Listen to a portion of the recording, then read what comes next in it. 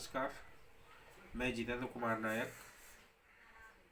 मेरे जितने भी डीलर साथी हैं, चाहे वो बिहार भर के डीलर हों या बिहार से बाहर के डीलर हों, सबों को मेरे तरफ से सादर नमस्कार। साथियों, आज हम बात करेंगे कि संघ का मतलब क्या है, संघ किसको बोलते हैं और संघ का क्या काम है। तो हम आपको बता रहे हैं, संघ का मतलब ये होता है कि जब भी उस ऑर्गेनाइजेशन के व्यक्ति को किसी भी प्रकार की तकलीफ हो, उनके साथ किसी भी प्रकार का दुर्व्यवहार हो, उनकी कोई भी कठिनाई आए, तो उसमें संघ साथ देती है, संघ उसको उस कष्ट से निकालता है। संघ का मतलब ये होता है। जैसे हम अपनी बात बता रहे हैं, 2019 में हमको पीडीएस का लाइसेंस मिला। मेरा लाइसेंस नंबर है 65/2019। ये मैं इसलिए बता रहा हूँ क्योंकि बहुत सारे डीलर के जो कमेंट्स आए हैं मेरे ग्रुप में, तो वो सस्पिशन में है कि नायक जी डीलर भी हैं या नहीं। क्योंकि मेरा जो बर्ताव है, मैं जिस ढंग से पेश आता हूँ, उस ढंग से किसी को भी शक हो सकता है कि शायद ये डीलर नहीं होंगे। तो हम आप लोगों को श्योर करते हैं कि हम भी एक डीलर हैं। मेरा जो लाइसेंस नंबर है 65/2019 है, और पॉस मशीन का जो मेरा आईडी नंबर है वह है 120 700 400 285। आप चेक कर सकते हैं, 120 400 700 285। कई हमारे डीलर बंधु हैं जो ये बता रहे हैं कि महाशय आप तो अभी कार्यरत नहीं हैं। तो बिल्कुल सही बात है, हम सच में कार्यरत नहीं हैं, क्योंकि 2020 के सितंबर में मुझे निलंबित कर दिया गया। 3 महीना का निलंबन होता है और उसके बाद रद्द कर दिया गया। रद्द किसके द्वारा किया गया, तो हम आपको बता देते हैं। और मसला क्या था, एक्चुअली मेरा घर श्रीयापुर पंचायत में है, श्रीयापुर गांव में। मेरा ब्लॉक बासोपट्टी है और मेरा अनुमंडल जयनगर है। जब तक मधुबनी के जिला पदाधिकारी डॉक्टर शीर्षत कपिल अशोक रहे, जब तक जयनगर के अनुमंडल पदाधिकारी शंकर शरण ओमी रहे, और जब तक बासुपट्टी के बीडीओ साहब जो एमओ के प्रभार में थे मनीष कुमार सिंह रहे, तब तक मुझ पर कोई उंगली नहीं उठा सका और किसी भी माफिया की माफियागिरी हम पर नहीं चली।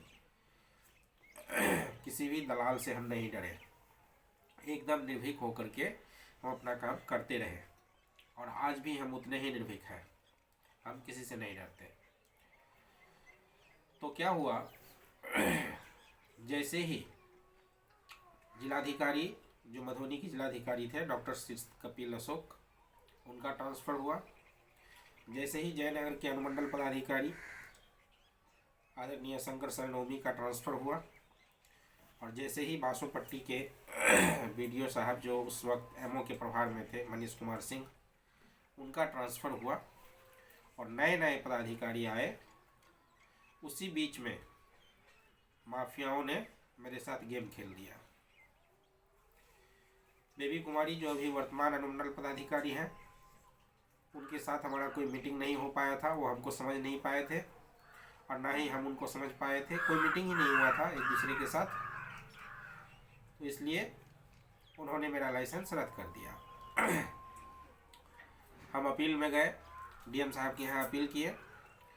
उस समय में मधुबनी के डीएम साहब थे डॉक्टर रामचंद्र देवड़े, जो महाराष्ट्र के शायद थे प्रॉपर। उन्होंने कभी फाइल को देखा ही नहीं, और ये सिर्फ मेरे फाइल की बात नहीं है, बल्कि ना जाने ऐसे कितने फाइल थे मधुबनी जिला का, एक भी फाइल को उन्होंने नहीं देखा। 2-3 महीना तो ऐसे ही निकल गया। उसके बाद आए अमित कुमार जी जिलाधिकारी के रूप में। उसके बाद अपना पदभार ग्रहण किए अमित कुमार। 1 साल वो रहे। 1 साल में उन्होंने एक भी पीडीएस फाइल को नहीं देखा। उसी बीच में हम गए high court, Patna high court, क्योंकि डीएम साहब के यहाँ तो कोई सुनवाई हो ही नहीं रहा था। हम परेशान थे। पटना हाई कोर्ट गए, कोरोना का टाइम था। 8-9 महीना तो लग गया नंबर आने में। और जब नंबर आया तो चीफ जस्टिस के यहाँ मेरा केस था, 1 ही दिन में डिस्पोजल हो गया। वहाँ से फिर बैक कर दिया गया डीएम साहब के यहाँ। फिर हम आए मधुबनी डीएम साहब के पास। तब तक अमित कुमार जी का भी ट्रांसफ़र हो गया। फिर आए डॉक्टर अरविंद कुमार वर्मा, जो अभी वर्तमान जिलाधिकारी हैं। अरविंद कुमार वर्मा जी बहुत अच्छे डीएम साहब हैं। जैसे डॉक्टर शीर्षत कपिल अशोक थे, उससे कम हम डॉक्टर अरविंद कुमार वर्मा को नहीं समझते। इन्होंने सुनवाई किया, 4 डेट पर बहस हुई और इन्होंने ऑर्डर किया। ऑर्डर क्या किया?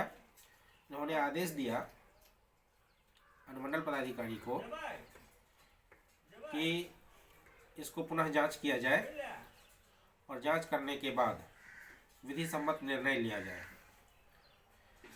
फिर हम अनुमंडल पदाधिकारी जयनगर बीबी कुमारी के पास गए। उन्होंने जब फाइल देखा सारा, तो उन्होंने मुझे कहा कि देखिए हम मजबूर हैं, एक्चुअली मेरे ही कलम से रद्द हुआ है और मैं ही यदि दुकान वैकेट कर दूंगी तो मैं फंस जाऊंगी। इसलिए या तो आप थोड़ा इंतज़ार कीजिए, नए पदाधिकारी आएंगे वो कर देंगे, या नहीं तो आप हाई कोर्ट चले जाइए, हाई कोर्ट से ऑर्डर हो जाएगा, फिर मैं कर दूंगी। तो इस तरह से मामला मेरा अभी तक पेंडिंग है। इसका मतलब ये थोड़े ही है कि मैं डीलर नहीं हूँ। मैं डीलर था, डीलर हूँ और डीलर रहूँगा। अब मेरे साथ ये क्यों हुआ, ये सब कहानी उस पर आते हैं। मेरे साथ ये सब इसलिए हुआ क्योंकि बासोपट्टी में तमाम डीलर ट्रांसपोर्ट का किराया देता था।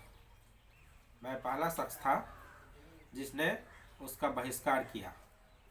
हम नए नए डीलर बने थे और चूंकि हमें मालूम था कि ट्रांसपोर्ट का किराया नहीं देना है, तो मैंने बहिष्कार किया। बस वहीं से कहानी की शुरुआत होती है। बासोपट्टी ब्लॉक में मैंने ट्रांसपोर्ट का किराया बंद करवा दिया। उसके बाद किसी भी पदाधिकारी को मैं कमीशन नहीं देता था। ठीक है, जैसा कि आप सबको पता है कि पदाधिकारी डायरेक्ट कमीशन तो लेते नहीं हैं, इनडायरेक्ट रूप से लेते हैं। वसूली कौन करता है? संघ का जो अध्यक्ष है, संघ का जो सचिव है। अरे भाई, संघ का ये काम है क्या? संघ के लोगों का काम है वसूली करना। संघ के लोगों का काम है डीलर का मदद करना या डीलर का शोषण करना। संघ का काम होना चाहिए डीलर का मदद करना। अगर किसी एक डीलर के साथ किसी भी प्रकार की दुर्व्यवहार होती है, किसी पर भी शो कॉज जारी होता है, तो उस ब्लॉक के, उस अनुमंडल के जितने भी डीलर हैं उनको चाहिए कि आप धरना प्रदर्शन करें, आप हड़ताल पे बैठ जाएं, आप वितरण ना करें। लेकिन होता क्या है, हकीकत क्या है? हकीकत ये है कि जब किसी डीलर का लाइसेंस रद्द होता है तो बगल वाला डीलर सबसे पहले पहुंच जाता है एमओ के पास, रिश्वत देता है और वो कहता है कि सर, फलाने आदमी का जो लाइसेंस रद्द हुआ है उस दुकान को मेरे साथ टैग कर दिया जाए। यही हकीकत है और इसी चीज़ का फ़ायदा उठाते हैं पदाधिकारी। संघ इस पर कोई एक्शन नहीं लेता। ये काम जो करवाता है उसमें भी संघ का अध्यक्ष और सचिव शामिल है। तो हमको तो पहले यही नहीं पता था कि बिहार में कौन कौन सा गिरोह है, कौन कौन सा गुट चल रहा है। हम तो ये भी नहीं जानते थे। हम तो सिर्फ इतना जानते थे कि एक संघ है हमें ये नहीं पता था कि वरुण कुमार का गुट अलग है, हमें ये नहीं पता था कि दयानंद का गुट अलग है, देवेंद्र सिंह का गुट अलग है और गौरव लाभ जी का गुट अलग है। हमें कुछ भी पता नहीं था। जब पता चली तो हमने सर्वे करना शुरू किया कि कौन सबसे अच्छे हैं। तो मुझे ऐसा लगा कि बिहार में जितना गुटबाजी चल रहा है पीडीएस डिपार्टमेंट में संघ के रूप में, उसमें सबसे अच्छा गौरव लाभ जी का संगठन है। मेरे एक मित्र हैं, उन्होंने संपर्क करवाया गौरव लाभ जी से और उन्होंने मुझे भार दिया संगठन मंत्री का। विधिवत उन्होंने लेटर जारी किया कि हम आपको संगठन मंत्री बनाते हैं, आप अपने स्तर से काम कीजिए, संघ को मजबूत कीजिए, संगठन को मजबूत कीजिए। और मैंने इस पर काम करना शुरू किया। दोस्तों, इस वीडियो को बनाने का मकसद सिर्फ यही है कि आप हकीकत को समझें, आप सच को समझें। ग्रुप में किचिर विचिर करने से कोई फायदा नहीं है। लोगों को चाहिए कि वह फ़ोन करके फ़ोन पर बात करें, ठीक है।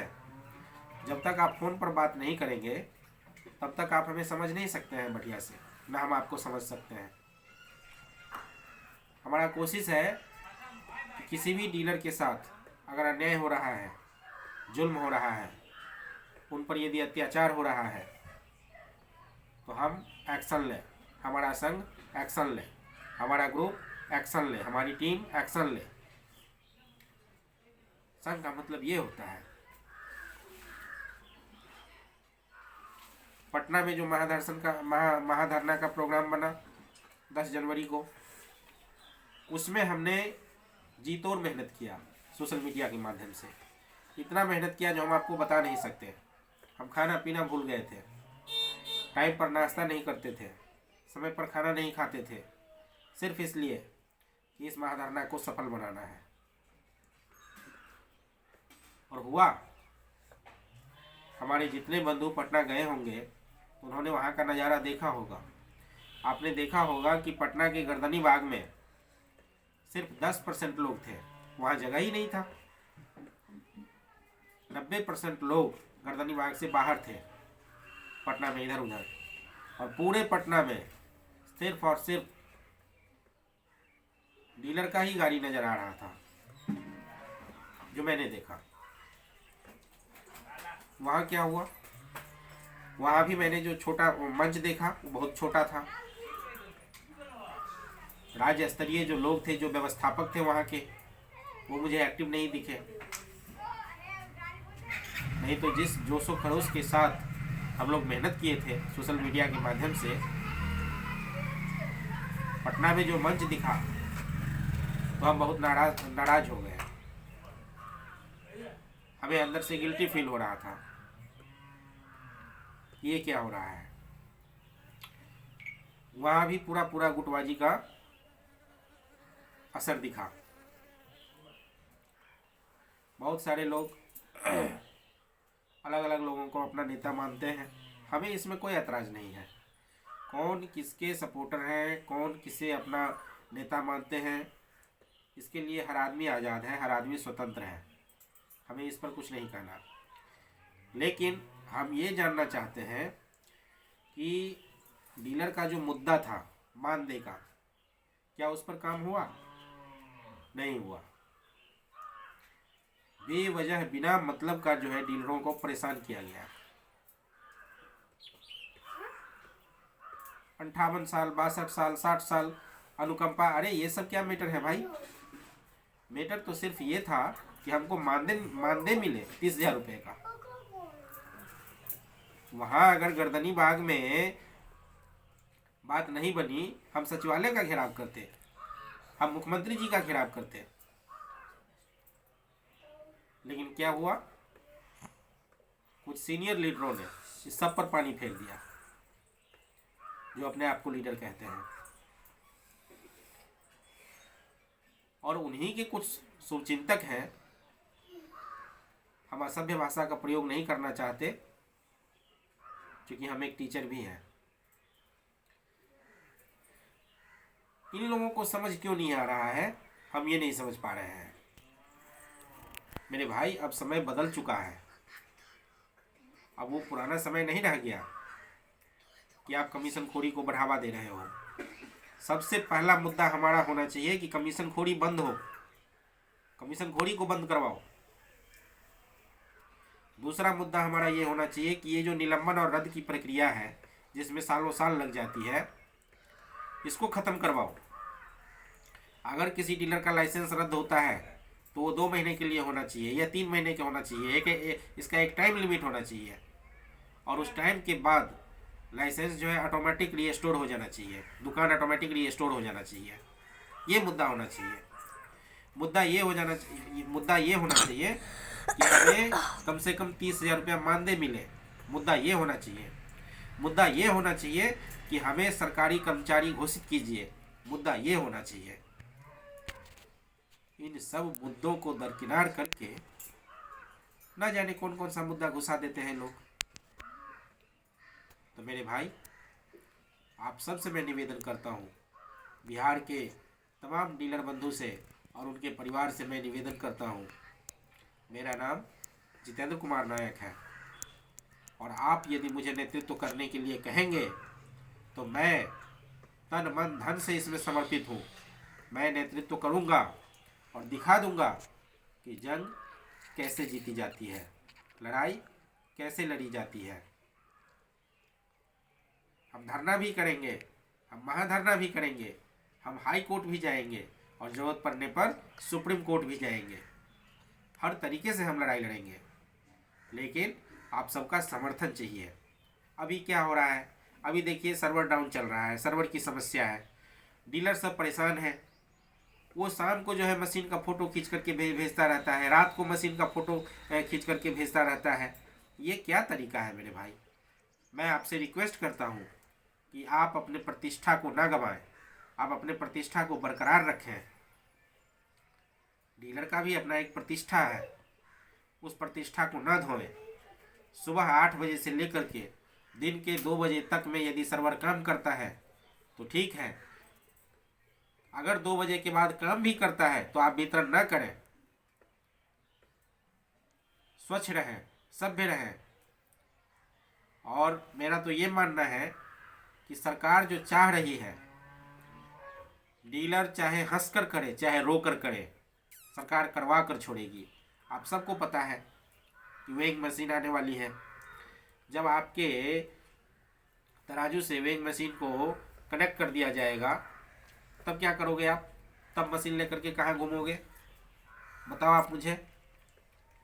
उस 70 किलो वाला तराजू लेकर के मोटरसाइकिल पर रख करके घूमोगे लोगों के घर घर? क्या करोगे? तो मेरा कहना सिर्फ ये है कि नीट एंड क्लीन तरीके से काम कीजिए।